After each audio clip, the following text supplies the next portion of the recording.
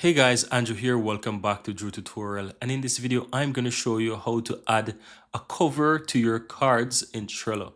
So as you can see here, guys, I'm in Trello here on my board and I'm going to open up a specific card. So let me take this specific card called Trello.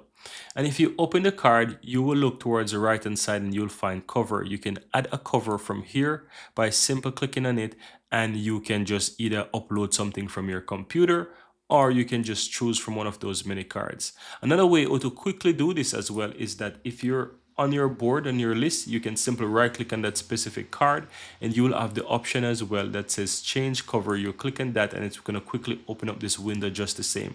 Now you can choose something that is there, as I mentioned, or you can easily go ahead and upload from your computer, and you can choose whatever from your PC. Let's say I want to choose this line here. I can click on that and you will see that I now uploaded that. And that's it. Once I close it, you can see that that specific card no over cover. And if I open up that card as well, you can see at the top that it has a cover as well. And that's it. Very easy and very simple, guys.